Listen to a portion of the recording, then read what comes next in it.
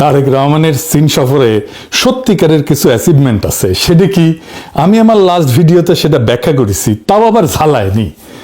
এই অ্যাচিভমেন্টে কি সেটা কিন্তু বিএনপি একবারও বলে নাই বা বলতে পারে নাই। চীন সফরের সিগনিফিকেন্ট অ্যাচিভমেন্ট কি এটা বিএনপি নিজেই কইতে পারে নাই। কারণ হইতেছে তারা ডিপ্লোম্যাটিক ভাষাকে সম্ভবত ডিকোড করতে শেখে নাই। আমি যৌথ ঘোষণা থেকে দেখাই দিছি ডিকোড করিয়া লাস্ট ভিডিওতে যে কোনটা সিগনিফিকেন্ট অ্যাচিভমেন্ট।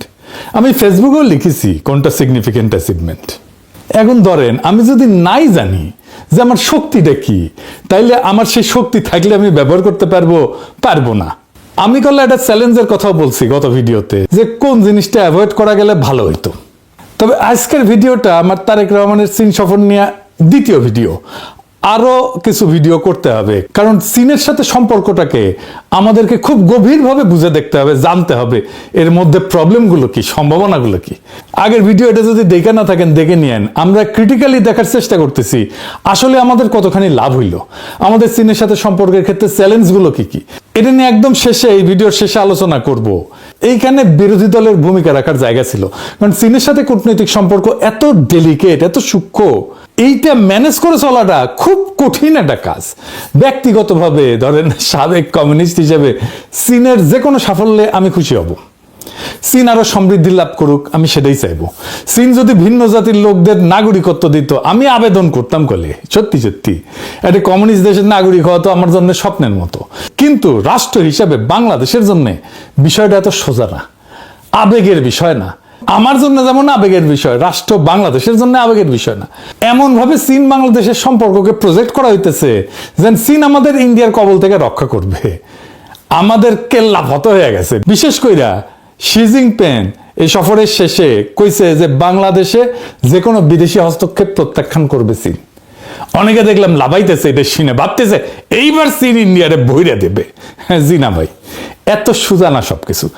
কূটনীতি আর ইতিহাসের ভাষা না বুঝে চিল্লাইলে মার্কেট পাওয়া যাবে না। চিল্লাই মার্কেট পাওয়া যাব বুঝলে, বুঝপাতা না বুঝলে। বুঝছাও, এই যুক্তিহীন আবেগ ভ্রান্তই না, এটা মহাবিপজ্জনক। চীন কেন কোনো শর্মাই আমাদেরকে রক্ষা করবে না, এটা মাথায় রেখেন। করেও নাই। হাসিনার আমলে সবাই হাসিনারে তেলি দিয়ে গেছে।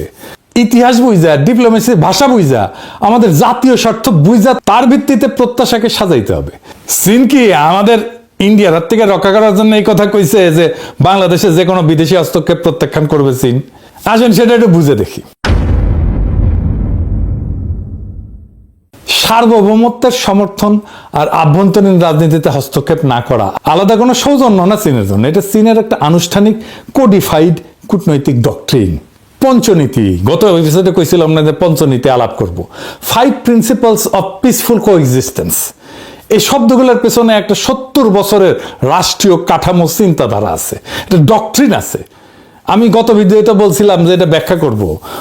5টা নীতি, এই পঞ্চনীতিটা কি এটা একটু স্পষ্ট করে বলি। আক্ষরিক অর্থে শান্তিপূর্ণ সহাবস্থানের 5 নীতি। নীতিগুলা হইল: 1, পারস্পরিক সার্বভৌমত্ব এবং ভূখণ্ডগত অখণ্ডতার প্রতি সম্মান। অর্থাৎ আমি তোমার সীমানা মানি, তুমি আমার সীমানা মানো, কেউ কারো ভূখণ্ড নিয়ে প্রশ্ন তুলব না। 2, পারস্পরিক অনাক্রমণ, কেউ কাউকে আক্রমণ করবে না। 3, একে অপরের আভ্যন্তরীণ বিষয়ে হস্তক্ষেপ করবে না। তোমার দেশ কিভাবে চলবে, কে শাসন করবে, মানবাধিকার, গণতন্ত্র, নির্বাচন কেমন হবে, এ নিয়ে আমি কোনো কথা বলবো না, তুমিও আমার বিষয়ে কথা বলবা না। 4, সমতা এবং পারস্পরিক স্বার্থ, সম্পর্ক হবে সমান সমান, উভয়ের লাভ। 5, শান্তিপূর্ণ সহাবস্থান, ভিন্ন ব্যবস্থার রাষ্ট্র পাশাপাশি শান্তিতে থাকবে। এইবার আসেন এই পঞ্চনীতির ইতিহাসটা জানি, কারণ এটা না জানলে নীতির আসল মানেটা ধরা যাবে না। পঞ্চনীতির ইতিহাসটা কি? এই 5 নীতি চীন প্রথম আনুষ্ঠানিকভাবে ঘোষণা করে 1954 সালে 29 এপ্রিল। ইন্ডিয়ার সঙ্গে তিব্বত নিয়ে একটা চুক্তির প্রস্তাবনায়। চুক্তির নাম ছিল agreement on trade and intercourse between Tibet reason and India. তারপরে সেই বছর জুনে চৌ এন লাই ইন্ডিয়া এবং বার্মা সফর করে নেহেরুর সাথে যৌথ বিবৃতিতে এইটাকে শুধু দ্বিপাক্ষিক না, গোটা এশিয়ার সম্পর্কের কাঠামো হিসেবে ঘোষণা করেন। এই অন্যের রাষ্ট্রে হস্তক্ষেপ না করার সুন্দর নীতির আড়ালে আসল লেনদেন কি ছিল তাইলে? তিব্বত। চুক্তির মূল বিষয় ছিল ভারতকে দিয়ে তিব্বতের উপরে চীনের সার্বভৌমত্ব মানায় নেওয়া। অর্থাৎ তোমার আভ্যন্তরীণ বিষয় আমি নাক গলাবো না, এই কথার মানে দাঁড়াইলো তিব্বত আমার আভ্যন্তরীণ বিষয়, তুমিও সেখানে নাক গলায় না। পঞ্চনীতি জন্ম থেকেই ছিল চীনের সার্বভৌমত্ব দাবিকে বৈধতা দেওয়ার হাতিয়ার। ইন্ডিয়ার সাথে এই চুক্তির পরে ইন্ডিয়ানরা স্লোগান দেয় হিন্দি চিনি ভাই ভাই, স্লোগান যাদের সঙ্গে সেই ইন্ডিয়ার সঙ্গে মাত্র 8 বছর পরে 1962 সালে চীন যুদ্ধে জড়ায় যায়। চুক্তির মেয়াদ ছিল 8 বছর, 62তে সেটা নবায়ন হয়নি, আর সেই বছরই ইন্ডিয়ার সাথে যুদ্ধ শুরু হয়ে যায় চীনের।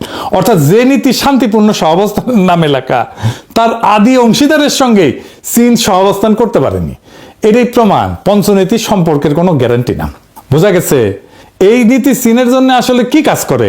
বাইরে থেকে এটা শোনায় উদার, সম্মানজনক, ছোট রাষ্ট্রের পক্ষে, কিন্তু ভেতরে একটা কৌশলগত যুক্তি আছে। একটা পরাশক্তির মুখে হস্তক্ষেপ, আভ্যন্তরীণ রাজনীতিতে হস্তক্ষেপ না করার মানে আসলে দুইটা জিনিস বোঝায়। একদিকে এটা চীনকে রক্ষা কবচ দেয়। চীন যখন বলে আভ্যন্তরীণ বিষয় কেউ নাক গলাবে না, তখন সে আসলে নিজের জিনজিয়াং, তিব্বত, হংকং, তাইওয়ান নিয়ে পশ্চিমা সমালোচনার দরজা বন্ধ করে দেয়। অন্য রাষ্ট্রে হস্তক্ষেপ এখানে চীনের নিজের জন্য একটা ঢাল, অন্যদিকে ছোট রাষ্ট্রের জন্য এটা প্রলোভন। হাসিনার সাথে চীন এভাবে ডিল করছে। পশ্চিম যখন বাংলাদেশে হাসিনাকে মানবাধিকার, নির্বাচন, সুশাসন নিয়ে শর্ত দিছিল, চাপ দিছে, তখন চীন বলে তোমার ঘরের ব্যাপার তোমার, আমি টেকা দিব, প্রশ্ন করব না। এটা চাপের মুখে থাকে সরকারের কাছে, এর চেয়ে ভীষণ স্বস্তিদায়ক জিনিস আর কি হইতে পারে? কিন্তু এই স্বস্তির দাম আছে। বিনিময়ে আপনাকে চীনের সার্বভৌমত্বের সংজ্ঞা মানতে হবে। তাইওয়ান চীনের, তিব্বত চীনের, জিনজিয়াং নিয়ে প্রশ্ন করা যাবে না। এই স্ক্রিপ্ট সবাইকে শুনাইছে চীন। 1954-তে নেহেরুকে শুনাইছে, 1960-এর দশকে পাকিস্তানকে শুনাইছে, 2001-2002 সালে খালেদা জিয়াকে শুনাইছে, 2024-এ হাসিনাকে শুনাইছে, 2025-এ প্রফেসর ইউনূসকে শুনাইছে, আর 2026-এ তারেক রহমানকে শুনাইছে। সরকার বদলায়, দল বদলায়, আদর্শ বদলায়, চীনের বাক্যটা কিন্তু বদলায় না। বাংলাদেশ যখন ভাবছে চীন তাকে বিশেষ সম্মান দিতেছে, আসলে সে একটা স্ট্যান্ডার্ড কূটনৈতিক ডক্ট্রিনের সর্বশেষ শ্রোতা মাত্র। সার্বভৌমত্বের সমর্থন কোনো ব্যক্তিগত প্রতিশ্রুতি না, এটা পঞ্চনীতি নামের একটা 70 বছরের ফর্মুলা, যা চীন প্রত্যেকটা ছোট প্রতিবেশীকে শুনাইছে, ভবিষ্যতেও শোনায় যাবে। আর যে কথা সবাইকে বলা হয় সেটা প্রতিশ্রুতি না, এটা নীতি। নীতির সুবিধা মতো প্রয়োগ করা হয়। 1962-তে ইন্ডিয়ার সাথে, 1779-তে ভিয়েতনামের সঙ্গে চীন নিজেই এটা ভাঙছে। এই জিনিসটা মাথায় রেখেন। পাকিস্তানের সাথে চীনের দারুণ সম্পর্ক। 1971-এ পাকিস্তানের উপরে আক্রমণ করলো ইন্ডিয়া, পাকিস্তানকে ব্যাঙ্গা 2 টুকরা করে দিল। চীন আগাইলো, কিছু করছে? করে নাই। আমেরিকা করছে? কিছু করে নাই। কূটনৈতিক সমর্থন দিছে, সামরিক সাহায্য দিছে, কিন্তু প্রত্যক্ষভাবে এই কনফ্লিক্টে যুক্ত হয় নাই। পাকিস্তানিরা কিন্তু মনে করছিল চাইনিজদের সেনা পাঠাবে। টাঙ্গাইলে যখন ইন্ডিয়ান প্যারাট্রুপাররা নামতেছিল, তখন পাকিস্তানিরা মনে করছিল চাইনিজ সোলজার এসেছে, লবডঙ্কা। সেই সময় পাকিস্তান কিসিঞ্জারের সাহায্যে আমেরিকার ওয়াল স্ট্রিটের সাথে চায়নার সম্পর্ক তৈরি করতেছিল। আমেরিকান বিনিয়োগ চায়নায় আসবে, তারপরে তো চায়নার উন্নতি। এরপরে চায়না আমেরিকান ওয়াল স্ট্রিটের বিনিয়োগে ভাইসা যায় একেবারে। মানে পাকিস্তান ছিল খুবই ক্রুশিয়াল মিত্র সেই সময়, আমেরিকা চীন দুইজনেরই। সেই পাকিস্তানকে বাঁচায় নাই কেউ। এমন ভাবে বাঙ্গুরা চায়নারে প্রজেক্ট করতেছে যেন চায়না আমাদের স্বাধীনতা, সার্বভৌমত্বের রক্ষা কবচ। হুশে আসেন ভাইজান, দুনিয়ার কোনো দেশ আপনাকে বাঁচাইবে না যদি না নিজে আপনার বাঁচার ক্ষমতা থাকে। 1971-এ পাকিস্তানের হাত থেকে ইন্ডিয়া বাঁচানোর কাফারা দিতেছি না এতদিন।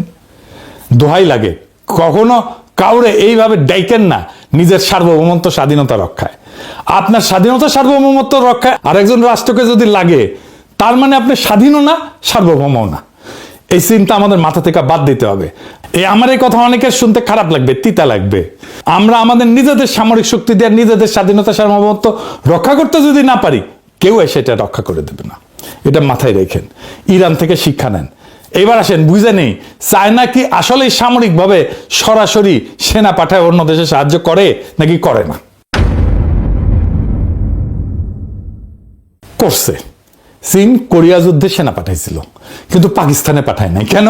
এই তফাৎটা বুঝতে হবে। এই তফাৎটা বুঝলে আপনি চায়নারে বুঝবেন, সে কেন কি কাজ করে সেটা বুঝবেন, এই মজা পাইবেন কলে। চীন তখনই সরাসরি যুদ্ধ নামে যখন সেই যুদ্ধে সরাসরি নিজের নিরাপত্তা স্বার্থ জড়িত। কোরিয়ায় চীন কেন নামছিল? আদর্শিক ভ্রাতৃত্বের জন্য না। মাও স্পষ্ট বলছিল, যদি আমরা যুক্তরাষ্ট্রকে পুরা কোরিয়া দখল করতে দিই, আমাদের প্রস্তুত থাকতে হবে যে যুক্তরাষ্ট্র চীনের বিরুদ্ধে যুদ্ধ ঘোষণা করবে। অর্থাৎ মার্কিন সৈন্য চীনের সীমান্ত ইয়ালু নদীতে পৌঁছে যাচ্ছিল। এটা ছিল চীনের নিজের দরজায় হুমকি।